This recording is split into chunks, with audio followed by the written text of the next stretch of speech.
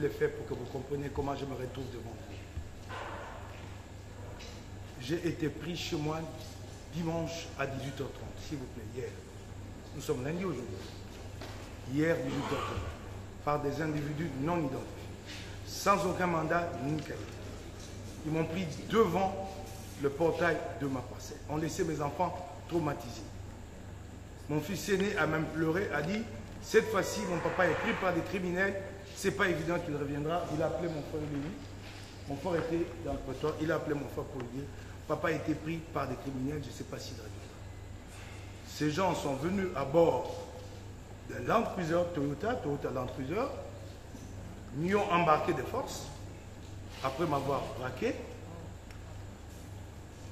j'ai été contraint d'embarquer. Ils m'ont couché sur le parvis du véhicule. On commençait à me promener dans la ville et m'ont cagoulé.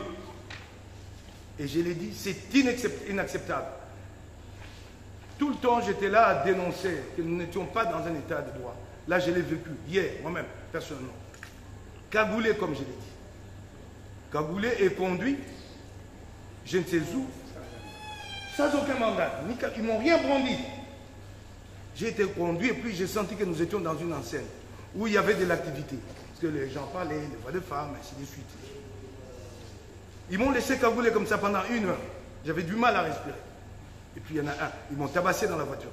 Le chauffeur, je ne sais pour quelle raison, il est humain, il a été tellement magnanime envers moi, dit aux obétés. Nous arrivons à cette enceinte. 1 heure après, je vois quelqu'un quand même dépoli, je ne le vois pas. Je suis toujours poussé et cagoulé, je l'entends. Monsieur Mike Mukeba, bonsoir, bonsoir, ça va? Il dit ça va bien, mais j'ai dit ça ne va pas. Il dit ouais, vous avez raison, ça va pas. Il dit relevez la cagoule. Cagoulé un député, en République démocratique du Congo. Cagoulé.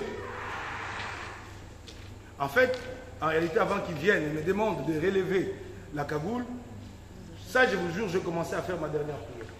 Quand des individus non identifiés qui viennent chez vous, ne vous brandissent aucun mandat, vous prennent et vous amènent à une destination que vous n'avez pas identifiée, vous cagoule, vous vous dites quoi? Ça n'est fini pour moi.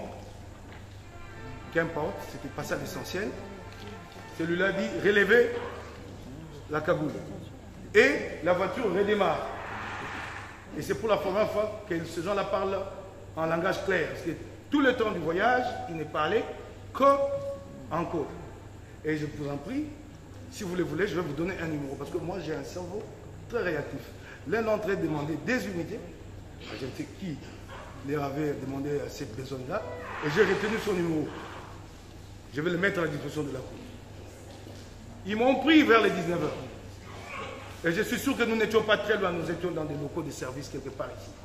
Parce que ça n'a pas pris du temps de redémarrer et d'arriver au casier judiciaire. Alors, je ne sais pas si je peux demander à la Cour une chose. Est-ce que la Cour peut me l'accorder? Mes avocats maîtrisent mieux le droit que moi. Je suis un profane. Ce que je sais faire, c'est la politique. Avant, j'étais journaliste. Est-ce que la Cour peut accepter d'aller chercher les registres de détention à la police judiciaire de Paris, où je suis enregistré?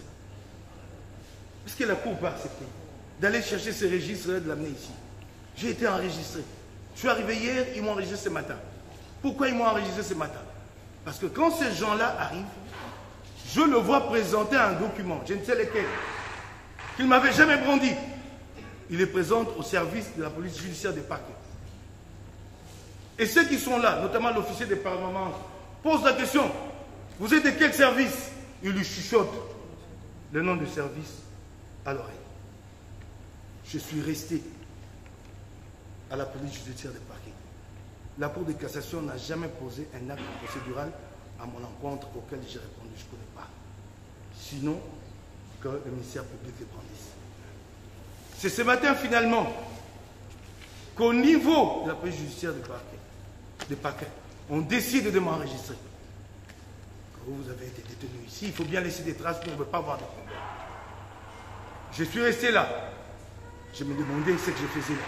Il n'y a aucune autre trace de moi à la police judiciaire de parquet si ce n'est cet enregistrement. Aucun document, aucun autre. Aucun. Et je vois débarquer à 12-13 heures ou à 14 heures des agents prétendument du parquet de la Cour de cassation, et je ne sais pas si ce n'est pas moi qui lui ai donné l'information, prétendument parce qu'ils ne m'ont pas décliné leur qualité, et ont refusé de me présenter à moi les moindres documents. Je dis, monsieur, vous ne pouvez pas me dire, je suis déjà ici, en détention illégale depuis hier. Traumatisé, je n'ai pas mangé depuis hier, j'ai une condition difficile. Vous voulez me prendre encore ici d'ici à une autre ressource? Ils ont refusé de me brandir cette fameuse lettre de transfert de dossier. Et comme il n'y a pas de crime parfait, je vous dis, j'ai rigolé, j'ai dit si c'est ça la justice dans ces pays, bon, nous arrivons ici à votre secrétariat. Ici, aucun de mes avocats n'était là. Je suis seul avec les deux prétendus, j'ai dit bien deux prétendus, qui n'ont pas décliné leur qualité. Ils présentent cette fameuse lettre à la dame qui est là, à votre secrétariat. La dame me dit, je ne prends pas cette... Moi, je ne connais pas des questions de procédure. J'apprends.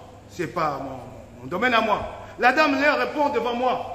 Je ne réceptionne pas parce qu'il n'y a pas de PV, de saisie de prévenus. C'est là que j'apprends l'expression. Dit, je ne réceptionne pas parce qu'il n'y a pas de PV. Elle l'a dit devant moi. Naïvement, elle ne connaît pas le contour de l'affaire. Elle ne sait pas qu'il s'agit d'un procès politique contre un opposant qu'on veut faire taire dans ce pays. Elle dit, je ne prends pas, puisqu'il n'y a pas de PV, de saisie, de prévenus. Donc mes avocats poseront cette question. Et cette lettre-là, elle n'est pas présentée. Je la vois pour la première fois. Et vous verrez bien, dans le PV, je lui dis, rassurez-moi que vous avez reçu cette lettre-là, parce qu'on ne me l'a pas présentée. Et c'est dit. Et c'est donc moi qui l'aide dans son travail.